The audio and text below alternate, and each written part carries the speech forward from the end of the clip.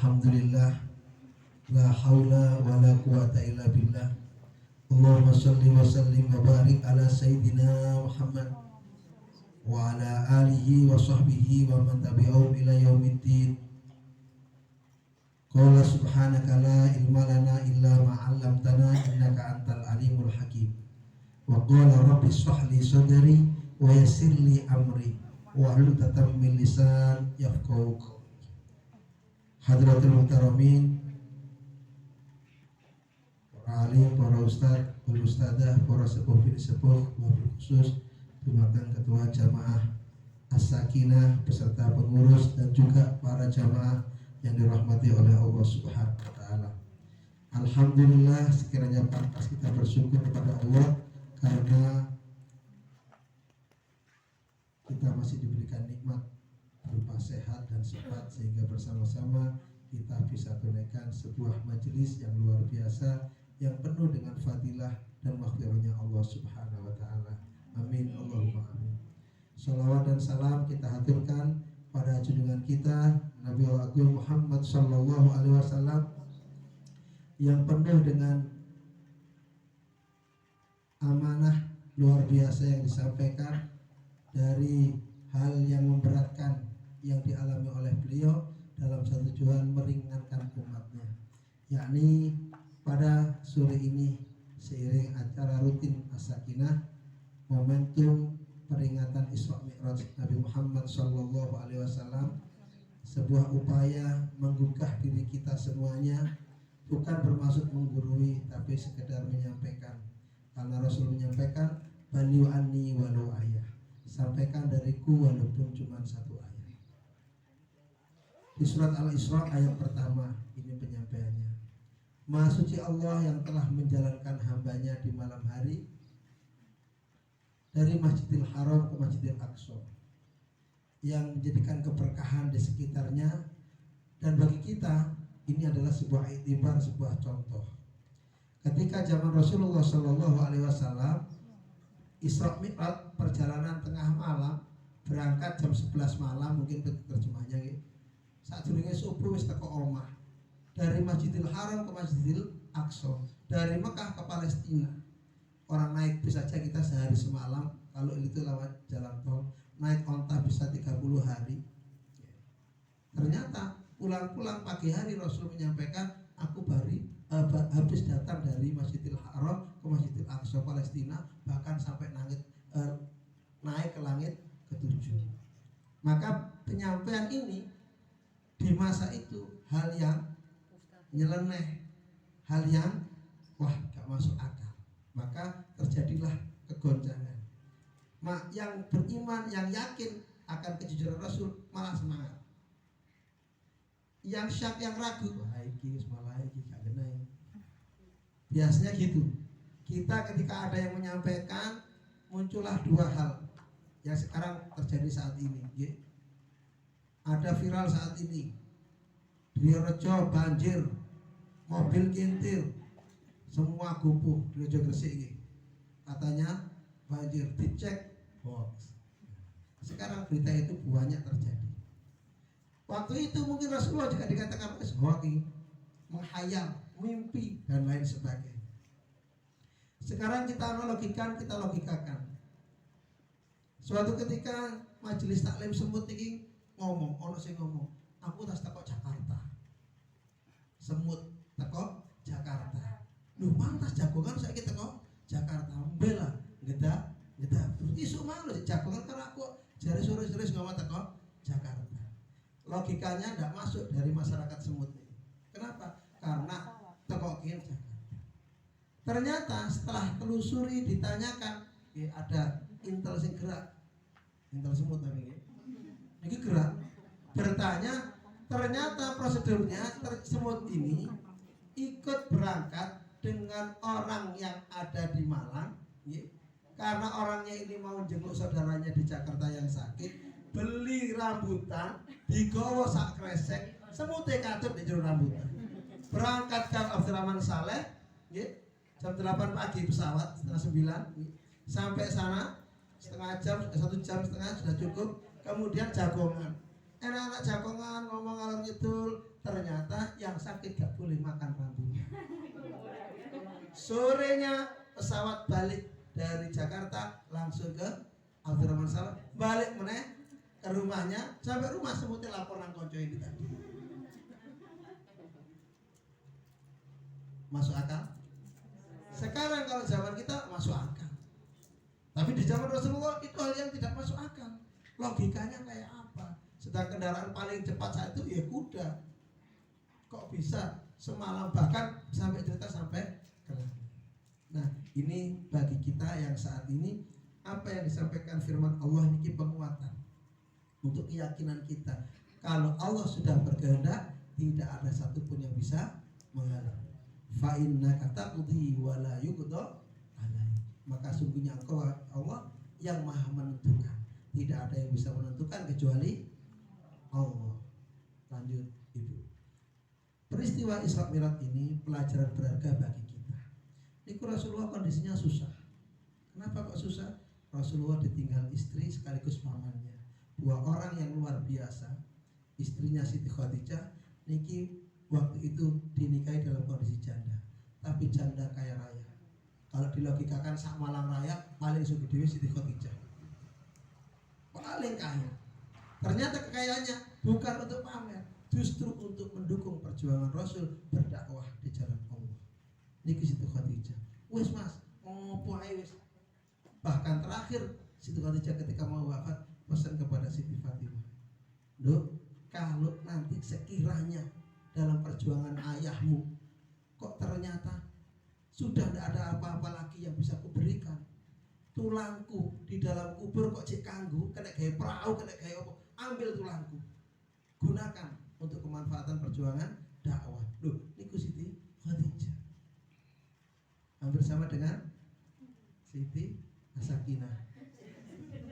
No, loh, engko lak ibu wis gak ono, ya tenggerono bapakmu, itenono aja sampai neko-neko. Loh,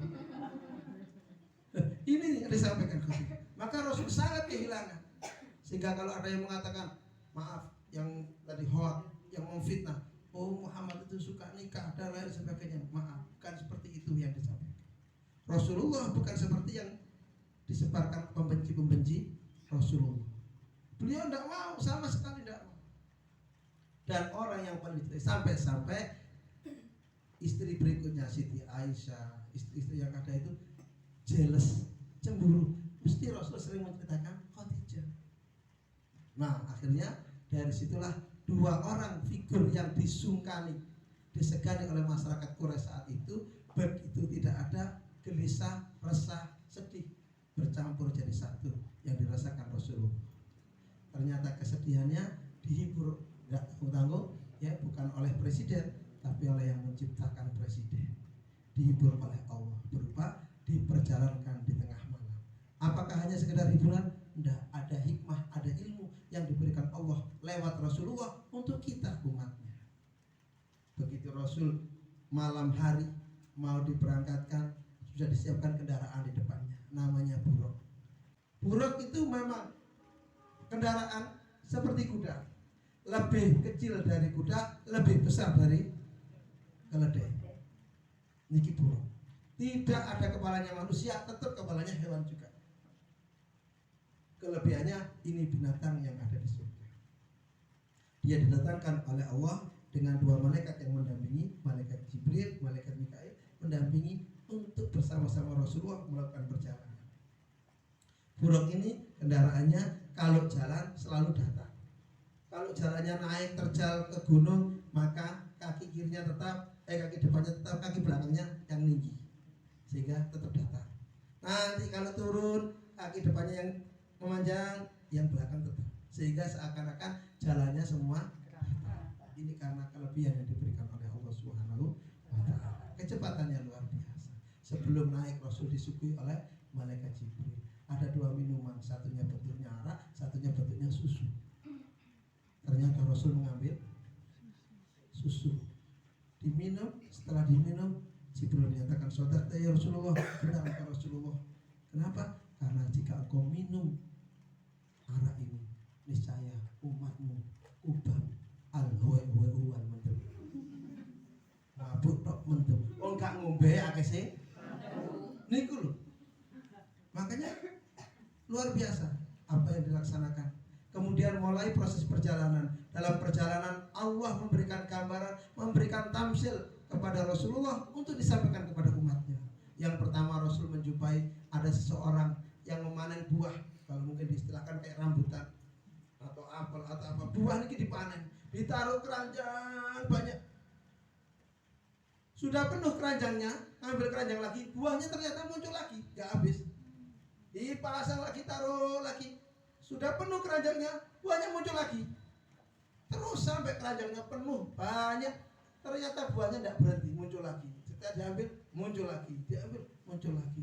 Rasul tersenyum, seraya bersyukur, kemudian bertanya kepada Jibril, ya Jibril, ini gerangan apa?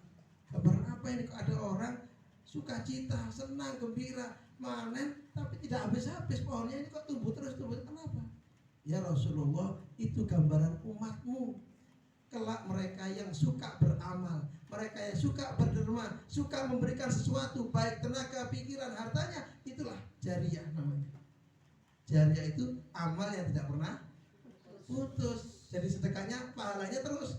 Itu gambarnya, diambil lagi, nggak berhenti. Sehingga Rasul tersenyum dan bangga. Alhamdulillah, itu bagian dari fadilah umatku, keutamaan umatku nanti seperti itu. Kita amal 100, yang kita terima bahkan ratusan ribu, bahkan jutaan. Dari itu yang dilipat gandakan oleh Allah Subhanahu wa taala. Niki enaknya umat Nabi Muhammad sallallahu alaihi wasallam. Terus lanjut perjalanan. Dalam berikutnya Rasul menjumpai, ini yang Rasul agak sedikit bertanya-tanya.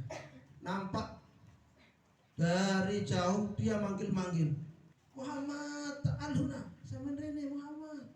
Seorang nenek-nenek, usianya mungkin di atas 80 tahun, lipstiknya 3,5 kilo. Nopo niki pakai bedak kintalan, pakai ais itu, pakai you can select, you kamu can dapat si melihat kelek, jadi pakai yang dapat kelek dilihat. Terus manggil-manggil sambil joget-joget, pakai rok mini, joget-joget, wes sepuh, manggil-manggil, Muhammad ta'aluna, Muhammad kesini. Melihat pun tidak, karena Rasul khawatir. Terus melintas, setelah itu Rasul bertanya, ya Jibril, ini apa lagi? Kok ada yang aneh kayak gini apa? Ya Rasulullah, itulah gambaran bumi. Usianya sudah tua, tapi selalu mengajak-ajak untuk kita lalai akan akhirat. Ngajak-ngajak untuk senang saja, lupa akan adanya akhirat. Itulah gambarannya bumi.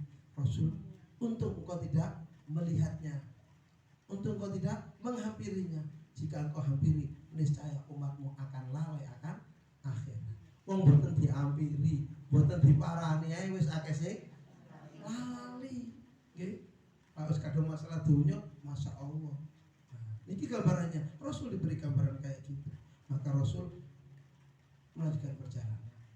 Yang berikutnya, nampak di depan Rasul, bahkan Rasul tidak berani menatap, ketakutan, miris, bahkan sampai menangis. Kenapa? Dilihatnya ada seseorang yang kepalanya dibentur-benturkan di batu yang runcing, yang ternyata keluar otaknya, keluar darahnya, meraung-raung kesakitan tapi tidak bisa menahan. Seakan-akan ada yang sedang membentur-benturkan kepalanya dengan batu. Dia menolak tidak bisa, menahan tidak bisa, terus dibetul-betulkan sampai hancur kepalanya, kemudian geblak karu-karuan, kemudian dibangkitkan lagi. Begitu terus sampai Rasul bertanya, ya Jibril, ini apa lagi? Aku takut, aku ngeri lihatnya. Ya Rasulullah, itu gambaran umatmu. Yang bagaimana? Yang mereka lalai akan sholatnya. Disuruh sholat subuh kerina, zuhur kecapean, asar kesurupan, maghrib ketiduran, perjalanan betul, isya kebablasan, akhirnya 5 waktu gak sholat.